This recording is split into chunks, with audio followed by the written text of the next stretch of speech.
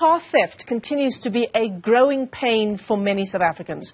Criminals are said to be using new tactics to break into modern keyless cars. In fact, according to recent data from Tracker, keyless access has been reported as one of the most common forms of vehicle theft.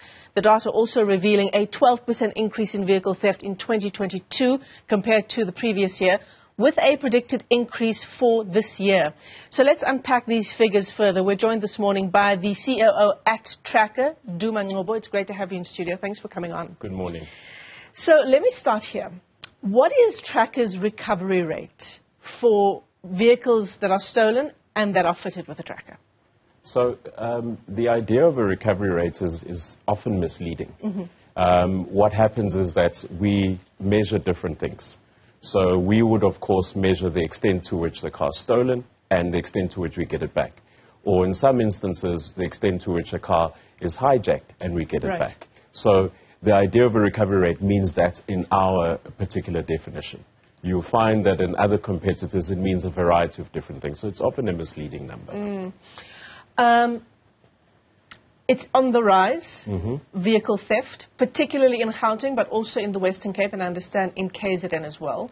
What's contributing to this rising trend? I think off camera we're talking about, instances that happen on a weekend, sporting events, schooling events, and so on. I think you see three different things in the different provinces you mentioned. So in the Western Cape, unfortunately, we see a very high prevalence of hijacking, as much as 74% of instances. In Gauteng, we tend to see a slightly different picture, a more theft rate rather than hijacking. So we see about 52% theft rate and 48% being hijacking if you were to split strictly between the two. And one of the drivers that you see is the level of sophistication that you see in the different provinces. So obviously in Gauteng, we have more of a sophisticated criminal. We have crime syndicates that are involved in cross-border movement of vehicles and other illicit goods. So you see a whole different range of influencing factors.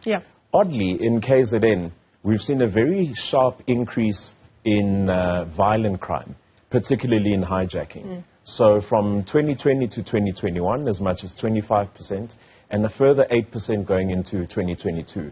So it's really, really a concerning trend that we're monitoring closely.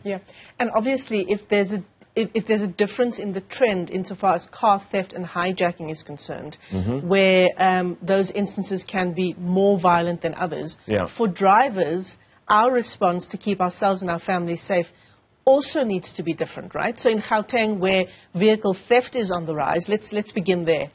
How do I, if I do have a keyless vehicle, how do I begin protecting myself? I want to get into how criminals are accessing our vehicles without breaking any windows in a moment. But how do I begin protecting myself and my belongings?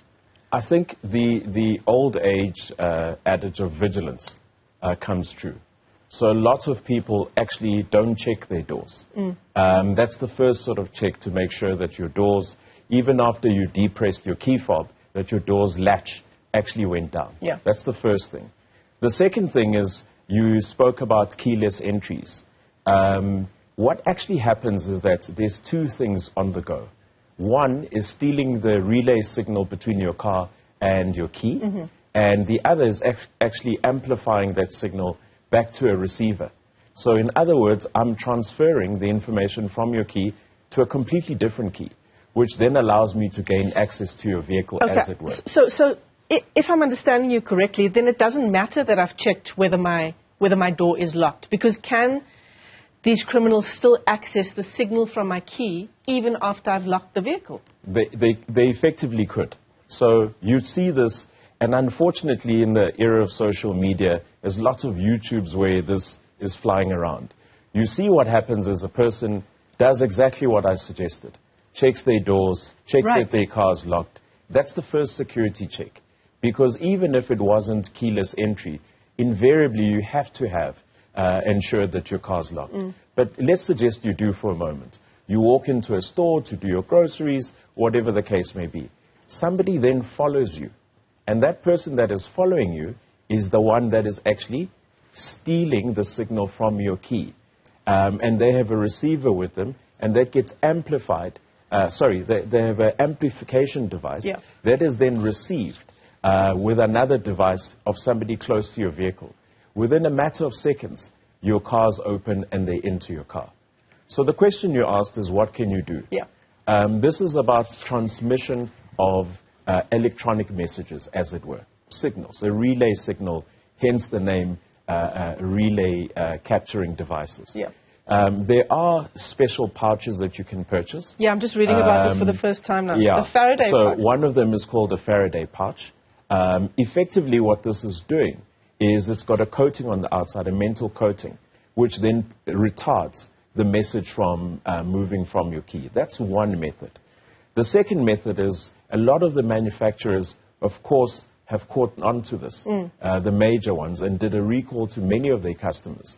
So my steer is speak to your manufacturer and understand what can you do to sometimes almost undo the relay capability of your car. So that effectively you have to use the old age method of putting your car key in. And they can teach you for your specific make and model how you effectively do this. So the convenience of just pushing a button, we need to forego that for the sake of safety and just use the old-fashioned way.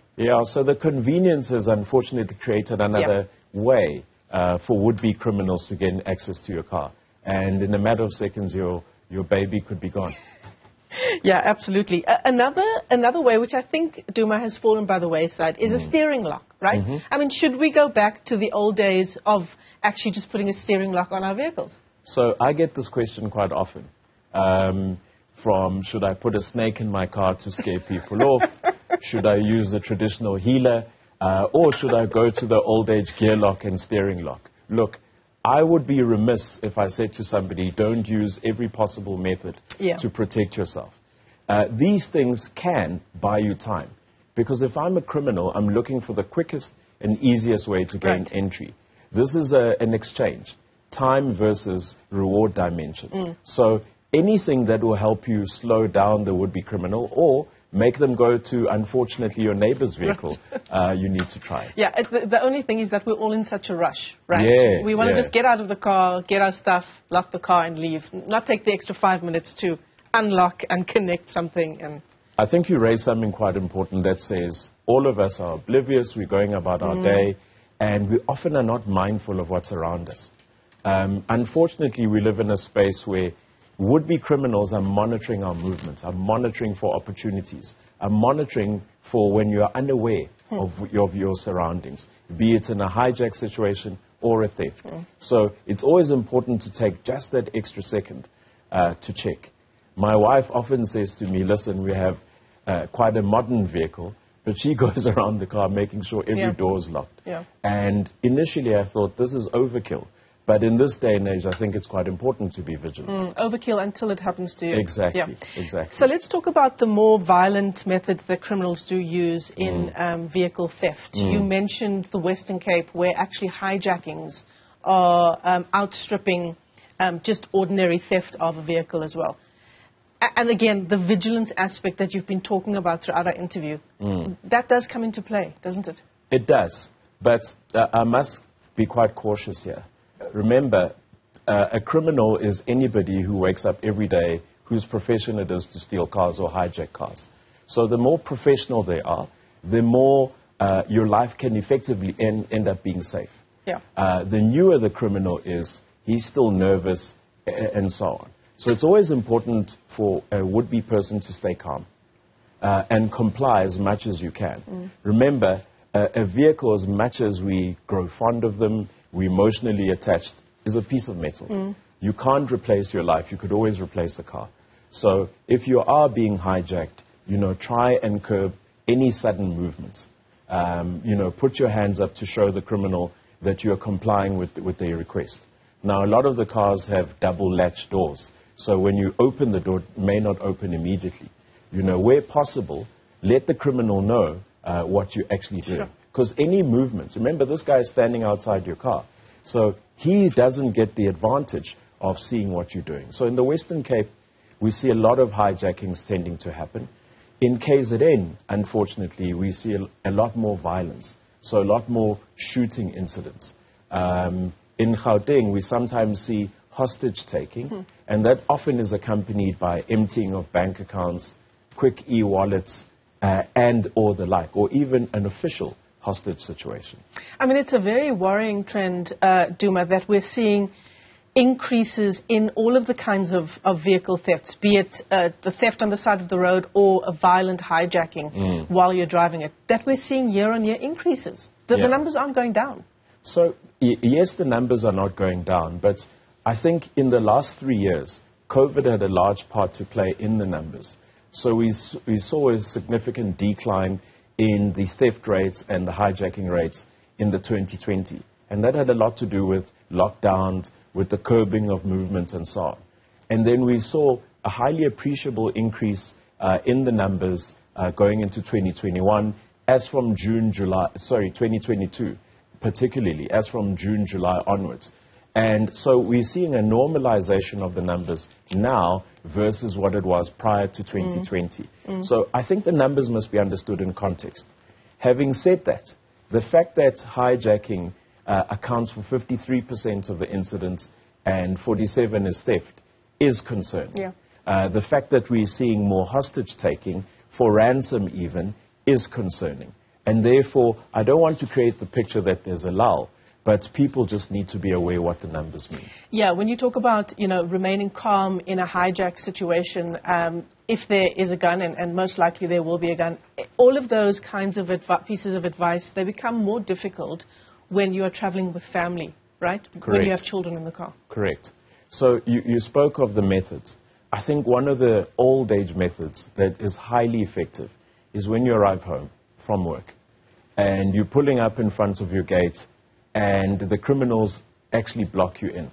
And one of the things they're counting on is the fact that your dogs, your children are likely to come out happy to see you and so on. And your first thought is to keep them safe. And therefore, 9 times out of 10, you will comply. Of course, I've seen a few renegade-type behaviors where people reverse out and so on. I can't comment on that, but, criminals count on that fact that you are compromised. You want to make sure that whoever's in the home is safe, they can take the car. So that's what we see. And, of course, when there's a gun to your head, it's very difficult to do what I'm suggesting. But I must emphasize, remaining calm is vitally important. Look, there's no ABC of how to stay 100% safe in a hijacking situation. This is a guideline. Correct. It's the same as when people travel late at night. We encourage people to let loved ones know that they're on their way.